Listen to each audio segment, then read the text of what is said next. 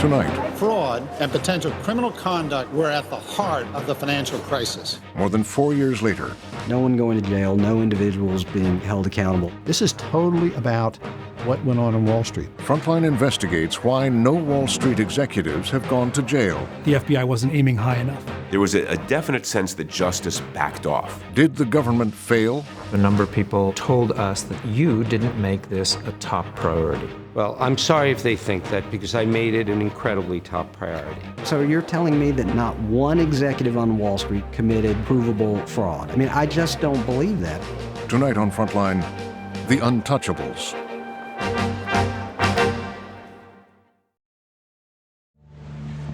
Although this downturn started in the housing sector and in the financial sector, you're seeing a lot of things being hit. Today's numbers suggest job losses are almost accelerating. 600,000. The biggest loss since 1974. In 2009, Wall Street bankers were on the defensive. The great American mortgage bubble had burst. This is a huge amount of money. The economy was in ruins, and Wall Street bankers were being blamed. Bankers admitted they had miscalculated, but they were also worried that they could be held criminally liable for fraud. With a new administration arriving in Washington, bankers and their attorneys expected investigations and at least some prosecutions. $50 billion in mortgage-backed securities. Was there a sense that there were going to be prosecutions of alleged fraud related to the mortgage crisis? I think there was that expectation. I think people had seen the financial crisis. There was obviously a lot of conduct that had gone on that was improper. And I think people were expecting to see some substantial prosecutions. The men and women who duped would-be homeowners, who defrauded the American investor, need to be identified, prosecuted, convicted, and thrown in jail. In Washington, there was broad support for prosecuting Wall Street. I was really upset about what went on Wall Street that brought about the financial crisis. Not only almost destroyed the financial system of the United States, almost destroyed the financial system of the world. That doesn't happen if there isn't something bad going on. But today, more than 4 years since the financial crisis of 2008, there have been no arrests of any senior Wall Street executives. Chief of the Criminal Division at Justice, Lanny Brewer, says the problem is that greed is not necessarily criminal. I am personally offended by much of what I've seen. I think there was a level of greed, a level of excessive risk-taking in this situation that I find abominable and I find very upsetting. But that is not what makes a criminal case. What makes a criminal case is that I can prove beyond the reasonable doubt every element of a crime. Some former prosecutors believe the problem is a lack of effort. Justice Department failed. They have not done what needed to be done. They didn't ever try to bring together in one coherent narrative, laying out the entirety of the story against one of the major players and demand sanctions that are meaningful. That, to me, is what has been fundamentally lacking. The story of how the big banks amassed enormous fortunes packaging home loans into securities and selling them to investors all over the world began, of course, on the ground with mortgage originators. What my Econ 1 prof taught us was business goes in cycles. My name is Michael Winston.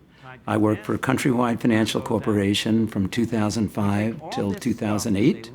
They said their goal was world class, Goldman Sachs on the Pacific, and they wanted me to realize their vision. Now, if you can reach up with both fists. Michael Winston once lived inside the bubble at mortgage originator Countrywide.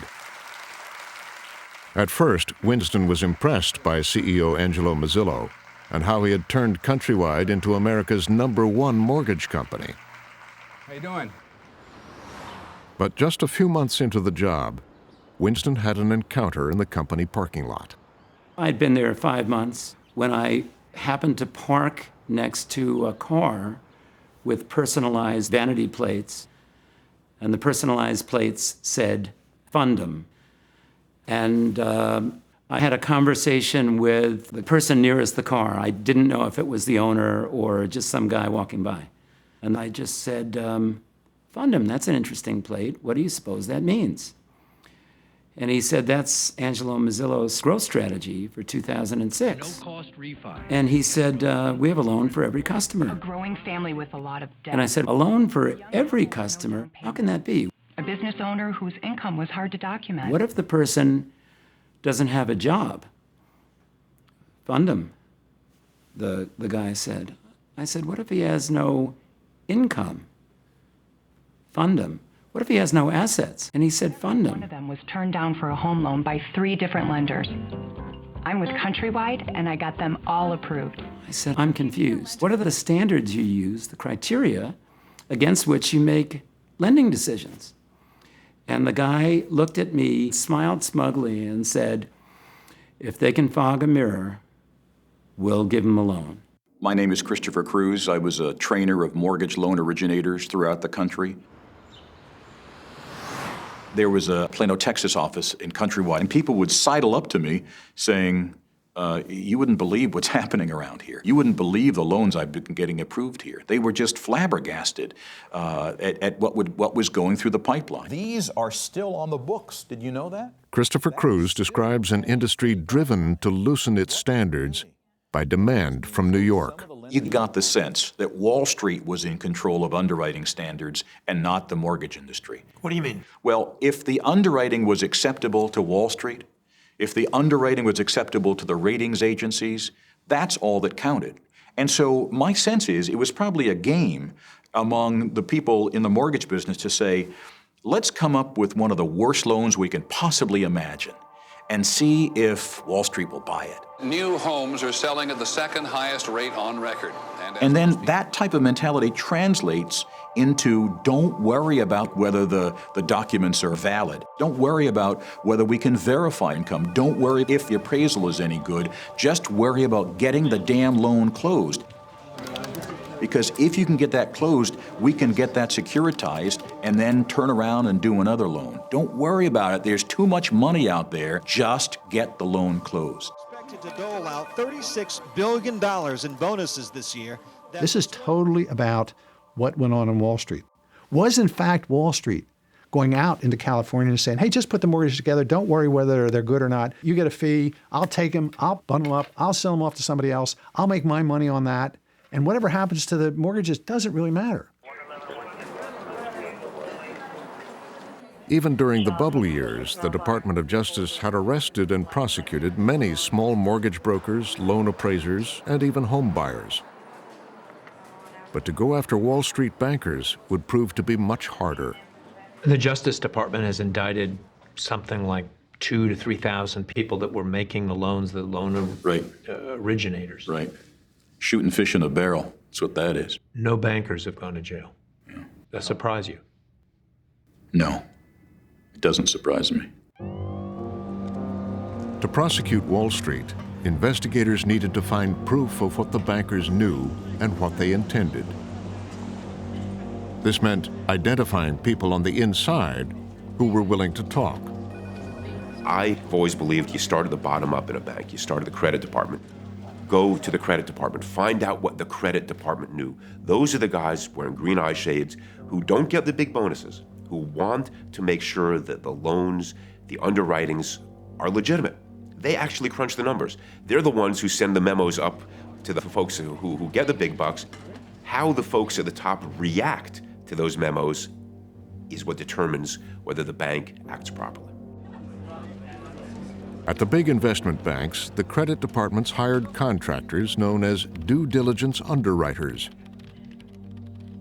My name is Tom Leonard.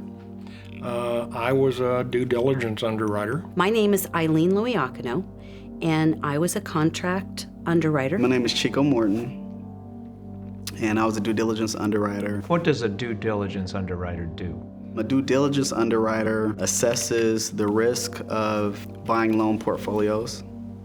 So a company on Wall Street, they're going to buy a loan pool or a portfolio of loans, and we would be hired to go in and take a sample of the loans and review them. So you were contract workers? Yes. And then what would you do? How would you go about doing the due diligence? Well, we would travel to the location where the loans were stored, and we'd have a room, either a hotel room, conference room, or some work room where we could set up tables and our laptop computers. So these loans would come in bankers' boxes? Yes.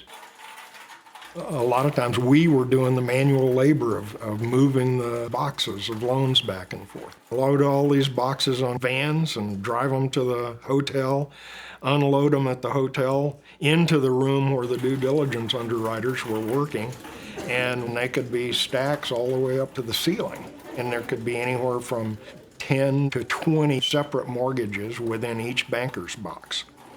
30 underwriters crammed at a table, bumping shoulders, and sometimes we're in there 6:30, sometimes we're out at 10, 11, 12 at night. I've been on jobs where we've worked late. And so what was it like? What was the atmosphere like? It was like a party. We were all in hotels together, so, it was definitely a party atmosphere.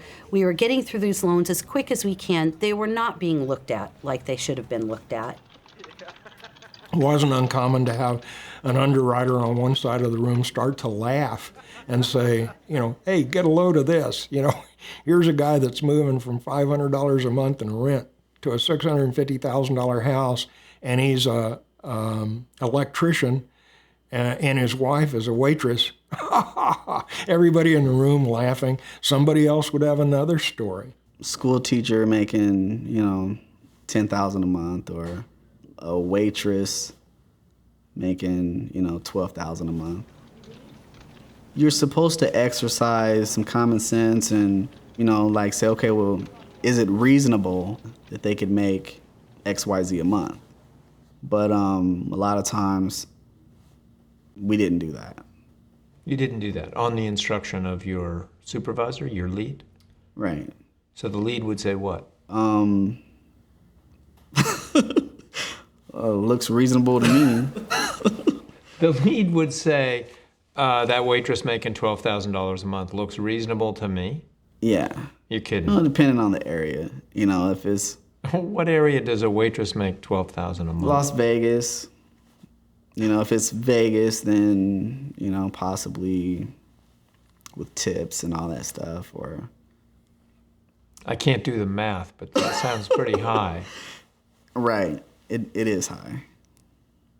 You couldn't say the word fraud because we couldn't prove that it was fraud. Well, if you saw something that was a misrepresentation. Yes.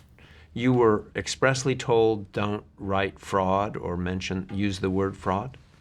All the time.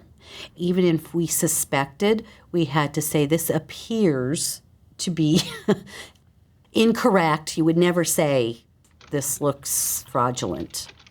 Were you told to ignore loans that you clearly knew contained fraud?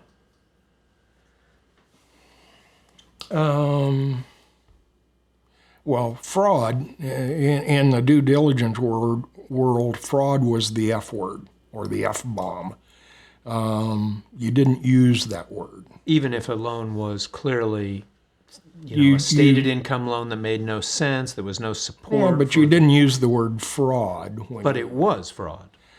You saw loans by your terms and my terms, yes, it was fraud. By the due diligence terms, it was something else.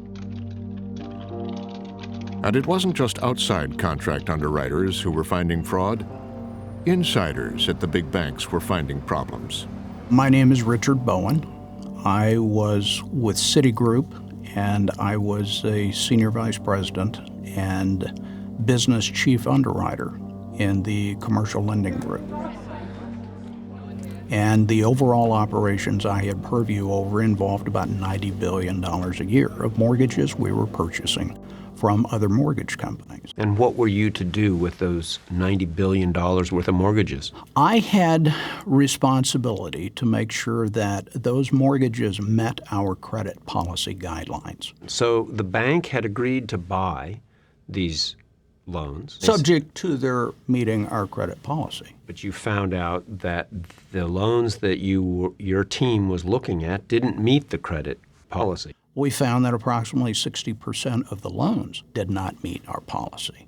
60%? 60%, yes. 60% of the loans didn't meet our policy. Your policy? Yes, and the volumes increased through 2007, and the rate of defective mortgages increased from 60% to in excess of 80%. On November 3, 2007, Bowen wrote an email to 4 senior Citibank executives, including board chairman and former Secretary of the Treasury, Robert Rubin. Since mid-2006, I have continually identified breakdowns in internal controls. I must now communicate these concerns. I am deeply distressed. I actually included in that email my cell phone, told them I was available this weekend to please call me. And in that email, I also requested an outside investigation. And in December, I sent another email. And I said, please contact me. You need to know the details behind this. There are risks to the company. Just a few months ago, they were giants, but now they need rescue. There were risks to the entire country. By 2008, highly leveraged banks stuffed with bad loans began to fail. That business is gone. What did you think when Bear Stearns went down? I couldn't believe it. Like, I thought the whole banking system was about to go down. It almost did. Billions drained from the economy overnight. The party was over. And said everything was great, and off that, a lot of people bought Bill O'Reilly was having a temper tantrum on his show where he was going off about, why didn't I hear about this? Why didn't somebody tell me about all this that was going on? This industry declined 90%. 90%. And I almost threw my shoe through the television set. Just heard the words. Look, stop the BS here. I was screaming and yelling. I did try to let you know. Because he had been one of the ones that I'd sent emails and never received any response. Millions of American taxpayers are still wondering, how did we get ourselves into this economic mess? And is there someone truly to blame?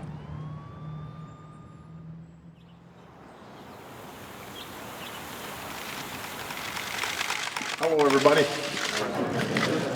To help prosecute those who were to blame, President Obama signed a new bill. 4 months ago today, we took office amidst unprecedented economic turmoil. It was designed to amend America's fraud statutes, Signed the Fraud Enforcement and Recovery Act to make prosecution easier, and also to increase funding for the SEC, the FBI, and the Department of Justice. Senator Ted Kaufman is a Democrat from Delaware, the man who now holds the seat vacated by Vice President Joe Biden. Senator Ted Kaufman was a co-sponsor of the bill. He was an unusual senator. When this particular term is up, what are you going to do? Oh, I'm going to leave. I would never run for office. Appointed to replace Senator Joe Biden, he had taken no campaign money and was beholden to no lobbyists. I want to see people who have committed such fraud and the havoc it's caused to this country. Frankly, I want to see them go to jail. Out who can investigate. In early 2009, Kaufman joined his colleagues on the Senate Judiciary Committee to discuss bolstering the FBI and Justice Department's financial crimes units. I'm going to ask some questions to each of you. My feeling and Senator Leahy's feeling is that, if you're going to stop crime, the best way is to punish crime, and the best way to do that is put people in jail. Senator Kaufman. Senators were surprised by how unprepared the government was to investigate Wall Street. The deputy director of the FBI gave incredible testimony. After 9/11, we moved almost 2,000 criminal investigative resources over to national security matters. He said what happened was the government had transferred a great deal of the FBI agents over to anti-terrorism, but they didn't replace them. So we're basically down to 200 FBI agents. We have about 240 agents. And what he said was essentially during the savings and loan crisis, there were 1,000 FBI agents working on fraud. Charles Keating, millionaire banker. After the S&L crisis of the 80s, the government responded forcefully. Back then, Justice convicted over 1,000 bankers, a third of them top executives. Scandal was let off in handcuffs today. You've introduced a bill that you believe will look In the wake of the financial crisis of 2008, say more about actually what Kaufman wanted the government to respond as it had in the past. We should find them, and if they're guilty of a crime, they should go to jail. Why should people hearing you have any confidence that there will be serious investigations and serious penalties to some of the biggest and most powerful people in corporate America? Trust me, it's going to happen. I talked to Kaufman became frontman for the new fraud enforcement bill. Ted began giving speeches and writing op-eds about how important it was. You know, we came up with this sort of slogan that, you know, when people rob a bank, they know they're going to go to jail. If somebody robs a store, they get caught, they go to jail. If somebody robs hundreds of millions of dollars, they should go to jail. When bankers rob people, they should know they're going to go to jail. Commit a big crime, go to jail for big time. These people should go to jail. Lots of people on Wall Street said, what are you doing? You're trying to destroy the banks. There's no crime up here. We didn't commit any crimes. There's no reason to come up here and start talking about crimes. Plus, we're very, very fragile. And, you know, something could happen if, in fact, you start talking about crime, which was just totally, completely ridiculous. Do you believe they're being used as a scapegoat? There was one case already in the pipeline. It had been started under the Bush administration and involved two Bear Stearns hedge fund managers charged with deceiving investors. It was seen as a test case. Aha, finally, we're beginning to see the criminal cases that will evidence a determination by the Justice Department to bring to justice those individuals who misled the public, who misled investors, who, knowing that an investment was bad, still said it's good. At first, prosecutors were optimistic. The knee-jerk reaction when this case was brought was that since people were incensed about what was happening with the economy, it would be a simple type of prosecution. I think there was that general perception. And so they'd figure that they'd have an easy conviction. And, you know, I mean, I think they believed in what they were doing. I'm not going to say they were malevolent, but they were naive. In documents unsealed by it wasn't the strongest case. The government says that the emails are direct. With no whistleblowers talking, prosecutors had to rely on the interpretation of a few emails. No way for us to make money ever. 18 Wall Street defense attorneys went to work. Well, it's been a fast-moving trial. And after a 3-week trial, the government failed to convince a jury that the hedge fund managers were guilty. Involving those hedge fund not guilty of charges that they defrauded. Were you surprised by the outcome of the Bear Stearns hedge fund managers case? I was a little surprised, but I wasn't shocked. These are hard cases to win. Was the Justice Department wrong to go after those two guys? No, I thought that was a reasonable case for the government to bring. Now, the fact that it's a reasonable case to bring doesn't mean you're always going to win. The acquittal in that case left many of us feeling a little empty. Got to put a big wrench in the government's prosecution scheme. There was a definite sense that justice backed off and that they became timorous when it came to making the cases that would really have gone to the heart of what did happen in the crisis of 08. Senator Kaufman was worried. He wanted to make sure that justice wouldn't shy from the next opportunity, and that the money Congress had appropriated would not go to waste. Ted said to Chairman Leahy, I would like to chair an oversight hearing to ensure that these funds are being spent effectively. We met with Lanny Brewer, who was the head of the criminal division. We met with Rob Kazami, who was head of enforcement for the SEC. We met with a senior deputy in the FBI, Kevin Perkins. We sat down and we sort of got down to business, and Ted said, Chairman Leahy has asked me to hold an oversight hearing that will provide me with a public forum to explore, just what you're doing on this front of investigating Wall Street. Well, that certainly got their attention. They started telling me about this great thing they had out in California, this web to catch the mortgage brokers who had given out the loans. And we made it clear to them, I made it clear to them that absolutely positively, this is not about LA. This is totally about what went on Wall Street. That's what the bill says, and that's what the emphasis is. We said, don't just come back here a couple of years from now and say, look at all the small fry we nailed to the wall. We're talking about also investigating senior level people at Wall Street firms, even at the board level. I think we might have been a little bit concerned at this meeting that the FBI wasn't necessarily at that point, this is now fall of 2009, aiming high enough. Shortly before the hearing, the Justice Department made an announcement. President Obama has established the Financial Fraud Enforcement Task Force to investigate and to prosecute fraud and financial crime.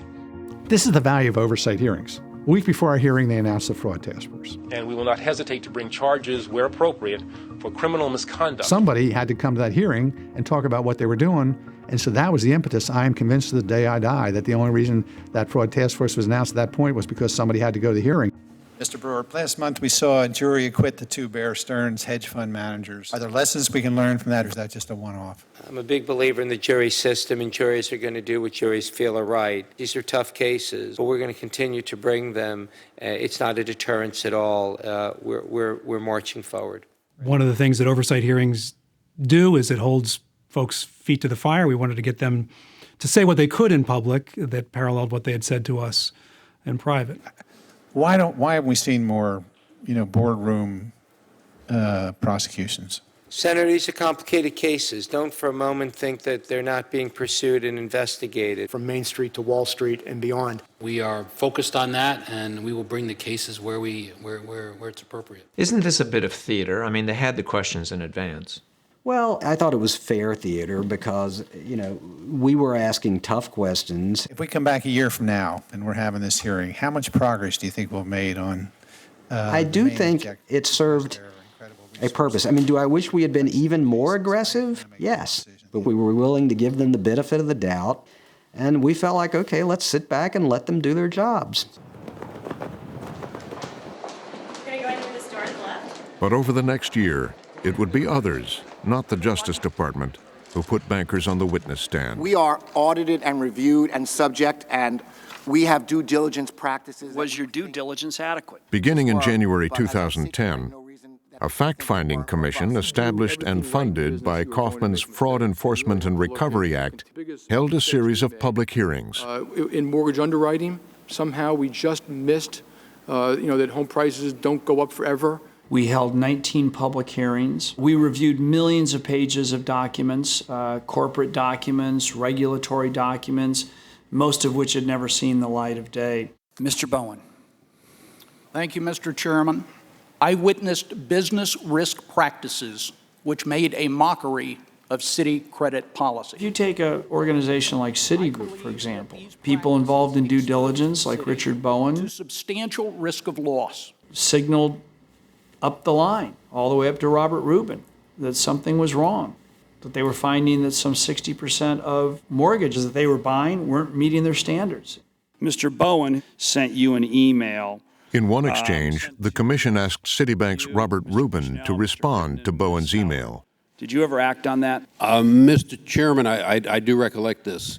And that either I or somebody else, and I truly do not remember who, but either I or somebody else sent it to the appropriate people. Rubin told Angelides that actions were taken to improve the bank's due diligence operations. But his recollections were vague. I certainly don't remember today whether I knew at the time or not. I truly do not know, Mr. Chairman. If the excuse at the top was, we didn't know, that's a pretty poor excuse from people who are hauling down 10, 20, 30, or in Robert Rubin's case, $115 million. Bowen was demoted and eventually left the bank. But later, Citigroup admitted wrongdoing in a civil fraud suit for failing to perform basic due diligence between 2004 and 2010. Another focus of the commission was the work of a due diligence company named Clayton Holdings. One piece of information that we released were documents from Clayton Holdings, who performed due diligence for 24 banks who were buying mortgages from the Countrywides, the Ameriquest, the New Centuries, packaging those loans up and selling them to investors. mean, if you look at those documents, what they show is in each of these banks, Clayton Holdings was finding that a substantial portion of the loans did not meet the standards of the bank buying those loans. And bank after bank after bank, they took those loans, they knew they were defective, and notwithstanding that, they never told the investors. In fact, they told investors quite the opposite. So you look at that pattern of behavior, and I think it raises very serious questions about whether this is criminal conduct. This was among several referrals the Commission made to the Justice Department for further investigation. We asked Chief of the Criminal Division, Lanny Brewer, why such referrals hadn't led to charges. I can't really talk about any specific case, but Phil Angelides and I have had very direct and very good conversations. But in reality, in a criminal case, we have to prove beyond a reasonable doubt, not a preponderance, not 51%, beyond any reasonable doubt that a crime was committed. If we cannot establish that, then we can't bring a criminal case, but we don't let these institutions go. We've brought civil cases, we've brought regulatory cases, and the entire approach here is to have a multi-pronged, comprehensive approach to what gave rise to the financial crisis. In April 2010, Goldman Sachs CEO Lloyd Blankfein was summoned to the Hill by Senator Carl Levin. Martha Stewart can go to jail. This would be the biggest showdown between Congress and a major Wall Street banker. Blankfein was unapologetic. Clients know our activities and they understand what market making is. Do you think they know that you think something is a piece of crap when you sell it to them and then bet against it? Do you think they know that? The nature of the principal business and market making, Lloyd Blankfein argued, it was perfectly okay that at the same time we were selling securities to you, we were betting on the fact these securities were going to go down. But that's okay because we're a market maker and we're allowed to do that. That sounds like fraud to me. In the first half of 2007, Goldman Sachs told long position CDOs to its clients, right? we reduced our risk. So you were selling CDOs at the same time you were taking short positions on the same CDOs. The best way of reducing your risk is to sell what you have. I believe in a free market. If it's going to be truly free, it cannot be designed for just a few people. It must be free of deception. It's got to be free of conflicts of interest. It needs a cop on the beat, and it's got to get back on Wall Street. We stand adjourned. Senator Levin referred his committee's findings to justice, but again, the department declined to bring any criminal charges. No one going to jail, no individuals being held accountable for anything other than relatively paltry fines. The Justice Department says these are very difficult cases to bring. Showing intent and proving every step of the crime beyond a reasonable doubt is a difficult thing to do. I think that is without a doubt a factor in the difficulty of proving intent. But I'm sorry, I just don't believe there was enough effort. It just doesn't make common sense. So you're telling me that not one banker, not one executive on Wall Street, not one player in this entire financial crisis committed provable fraud. I mean, I just don't believe that. Kaufman and Connaughton were running out of patience. I've talked to Senator Kaufman, I've talked to Senator Grassley, I've talked to staffers, I've talked to a number of people. They told us that they felt that you didn't make this a top priority. Well, I'm sorry if they think that, because I made it an incredibly top priority. But when we can't bring a case, we have an ethical obligation not to bring those cases. But it's not for lack of trying. Our lawyers are working incredibly hard, and it's a disservice for anyone to suggest otherwise. In all of this, was there a case that you thought could have gone forward as a criminal prosecution that didn't? You know, there were a lot of discussions along those lines. And I talked to Lanny when I was in the criminal division daily. Did you argue with him? Yes. And we would argue this back and forth, and then but when we finally came to a decision, sometimes I would be frustrated, sometimes I would be disappointed. You always accepted the decision? But I accepted it. As a professional? As a professional, But did you accept it as a citizen? Well, that's a bit different, because as a citizen, I would hope that something would happen to them, somehow, some way. Frontline spoke to two former high-level Justice Department prosecutors who served in the criminal division under Lanny Breuer. In their opinion, Breuer was overly fearful of losing. We spoke to a couple of sources from within the criminal division, and they reported that when it came to Wall Street, there were no investigations going on, there were no subpoenas, no document reviews, no wiretaps. Well, I don't know who you spoke with, because we have looked hard at the very types of matters that you're talking about. These sources said that at the weekly indictment approval meetings, that there was no case ever mentioned that was even close to indicting Wall Street for financial crimes. Well, Martin, if you look at what we and the U.S. attorney community did, I think you have to take a step back.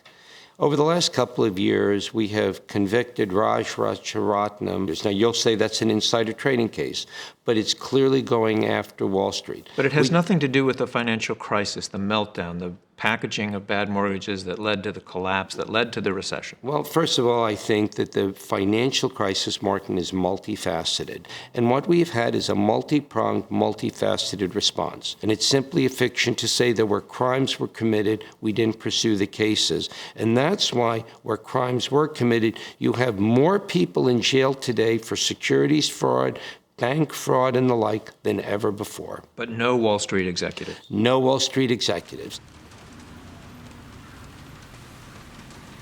By September 2010, Senator Kaufman's term was nearing its end. Before leaving, he held a second oversight hearing. Criminals on Wall Street must be held to account. Ted decided he wanted to have a second hearing before he left office so that he could question Breuer, Perkins, and Kazami. We're now nearing the final quarter of 2010 without the sort of prosecutions that I had fully expected we would hope to see by this time. What was the thinking? I mean, if you can recount any conversations that you had with Senator Kaufman about, let's pull these guys back into the room. From our perspective, it was a big mystery. We really believed that there was sufficient evidence of fraud, that there should have been some cases. If heads don't roll, nobody makes any changes. I'm disappointed that in all of the wrongdoing that went on and all the fraud that went on, that there wasn't an effort to go after bigger fish than the evidence shows they went after. I think many times you have very sophisticated parties on both sides of these. Mr. Breuer basically kept his testimony at the level of generalities. Where the right balance is, I think, is... And I was sitting there behind the senator thinking, you're dancing around the central question. Did the department undertake a purposeful, concerted, timely investigation of higher-level Wall Street executives? For very complicated cases, there are lots of different issues. And at that point, I just began to feel like, okay, I feel like I'm being gamed here. They take time, they take the review. Not only was no one going to be held to account for the financial crisis, but, and I don't say this lightly, no one was being held to account for the failure to hold Wall Street to account. I really think this was a stain on the American justice system. And I did not want to be an accomplice to that. So I packed my bags, sold my house, and left town the day Ted Kaufman's term was over. I mean, I literally was driving down I-95 the day he left office. J.P. Morgan reported a 47% increase in income for the fourth quarter, and Bank of America said they hope to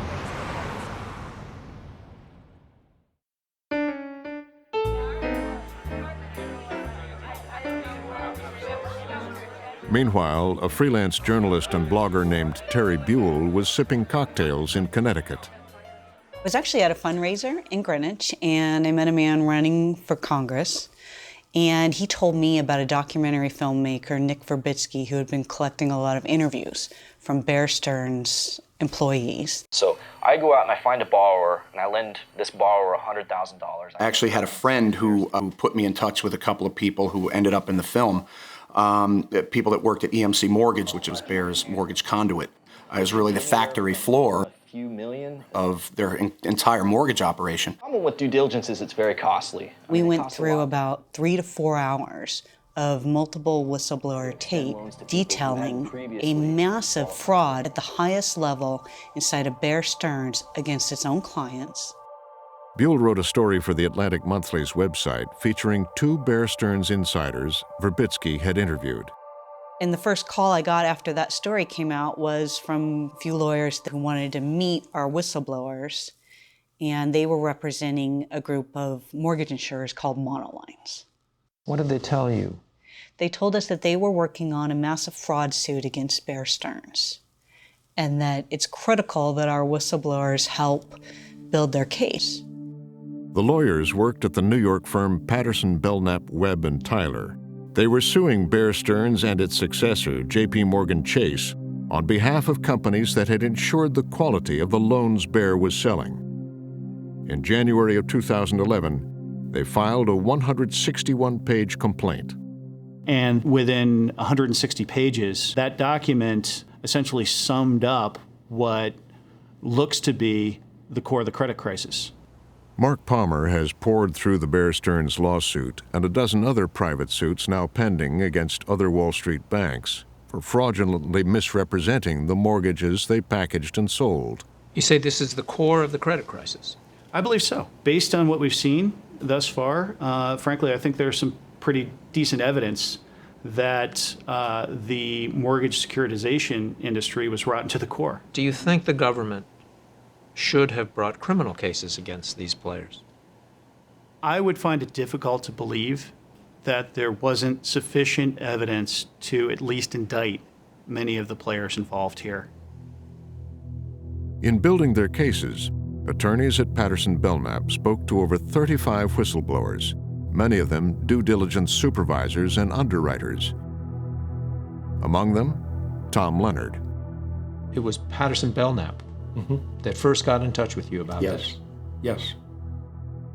Leonard told the lawyers how due diligence was compromised.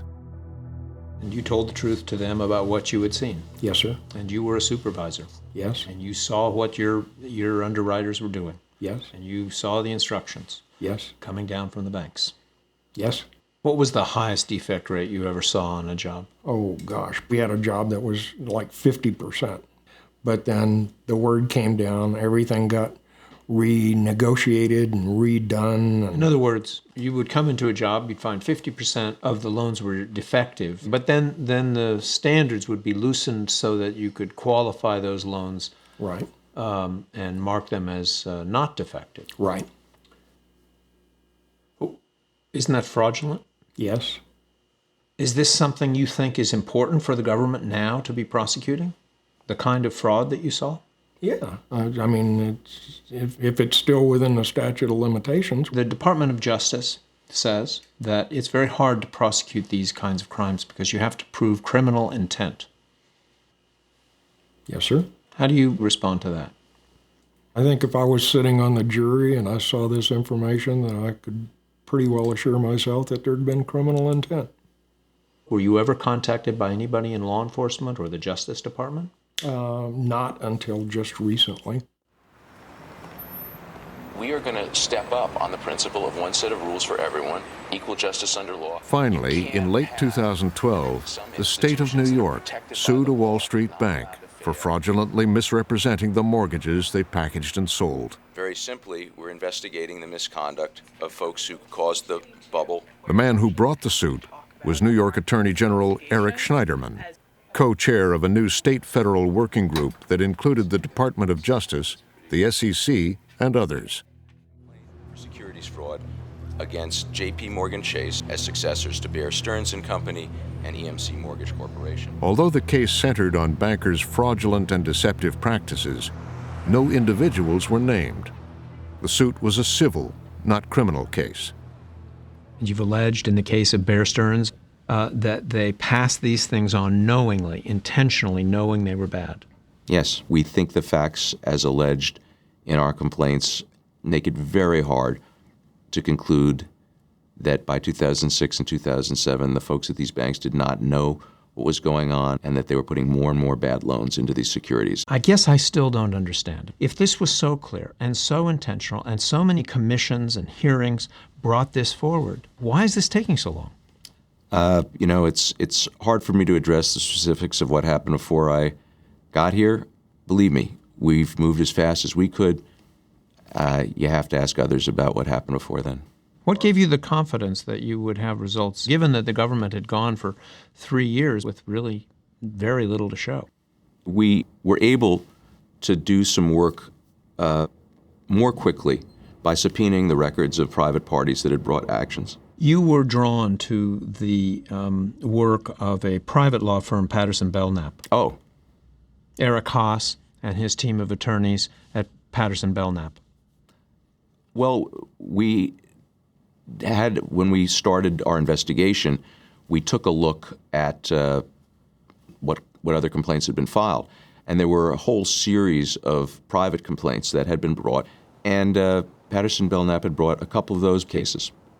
The complaint that was filed by New York Attorney General Schneiderman was based largely on work done by private law firms, work that goes back several years. What does that tell us about the work that the Justice Department was doing all this time?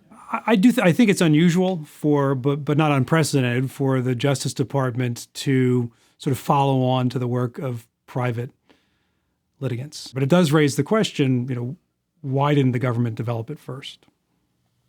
That's a real question. It is. Given all the pushing that you were doing, Senator Kaufman was doing? I think it's an absolutely fair question to ask. Attorney David Boies, whose firm has represented both banks and plaintiffs suing financial institutions, has also reviewed Schneiderman's complaint. Schneiderman is bringing a civil case alleging fraud. Yes. Couldn't it be filed as a criminal case? I think that if you took every allegation that's made in Schneiderman's complaint and you accepted that as true and believed that you could prove that beyond a reasonable doubt, that could have been filed as a criminal case. It was like $2.6 billion in 1 month. Filmmaker Nick Verbitsky was finally contacted by the Justice Department this past August about the whistleblowers he found for his film about Bear Stearns. It had been more than a year since those lawyers at Patterson Belknap first called him. I think, the ease with which I found these people and the things that they were telling me, it wouldn't have taken a lot of effort on the part of a regulatory entity in Washington to have done this. I'm an independent filmmaker. I'm not a financial regulator. I'm not somebody who's running the SEC. It's like, what have you guys been doing? What have you been looking at? I mean, I went out and found these people myself in my spare time, basically. And it was work, but it wasn't that hard. We have been able to contact a number of people who were inside the banks doing due diligence work as contractors, who all told us that they were never contacted by the Justice Department. Well, look, I can't talk in general about nondescript anonymous whistleblowers, but here's what I can tell you. Whenever I personally have been in any public setting, I've invited whistleblowers to come forward. But it shouldn't be so easy for journalists to go out and find whistleblowers that at this point, 4 years after the meltdown, that haven't been contacted by justice. Martin, no? I don't accept for one moment that you all are finding whistleblowers that we're not. What I do, let me continue. What I do believe is that when we speak to the whistleblowers, we have to make a determination whether what they say is really a criminal case. We've talked to whistleblowers. We've talked to people inside the banks who've told me, yes, there was fraud that went on. And we've talked to hundreds and hundreds and hundreds of people in these investigations. And you're saying in not one of those cases, having interviewed hundreds of people and looked at these things, you can't find one person in this whole mess that you can establish beyond a reasonable doubt that was selling these things knowingly, intentionally, and defrauded the investors. We were not able to reach a level of that would sustain beyond a reasonable doubt. We were not able to show criminal intent sufficiently enough to obtain what we believe to obtain a conviction. Do you think the banks did all this unintentionally? No, I personally don't. But in the end, sure, I was frustrated. Lanny was frustrated. And he was disappointed. I'm sure he was, and so was I. But we knew professionally this was the decision that needed to be made. The jobs of tens of thousands of employees can literally be at stake. In September 2012, Lanny Breuer gave a speech explaining his reluctance to indict a major bank. These are the kinds of considerations in white-collar cases that literally keep me up at night. You gave a speech before the New York Bar Association, and in that speech you made a reference to losing sleep at night, worrying about what a lawsuit might result in at a large financial institution. Is that really the job of a prosecutor, to worry about anything other than simply pursuing justice?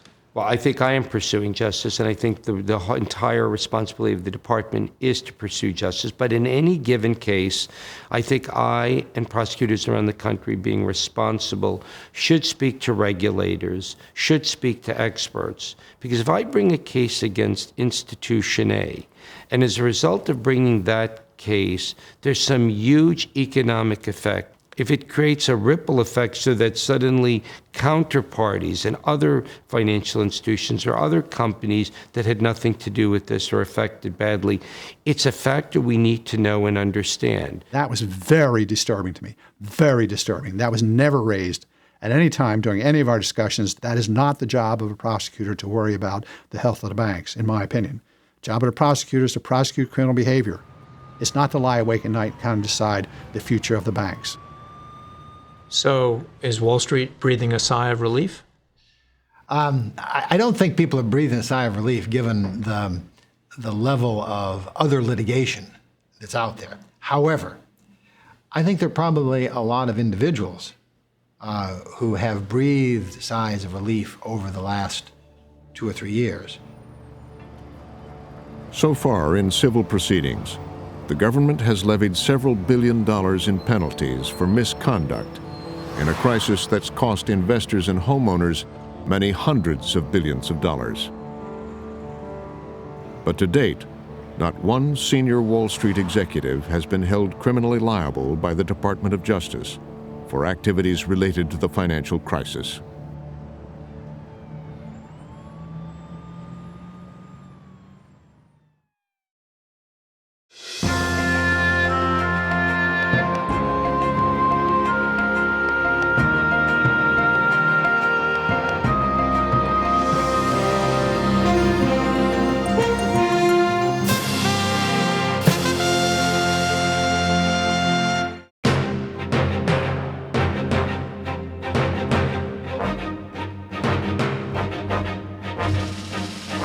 For more on this and other Frontline programs, visit our website at pbs.org/frontline.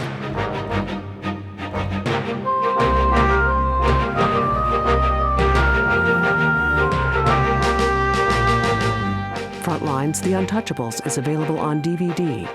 To order, visit shoppbs.org or call 1-800-PLAY-PBS.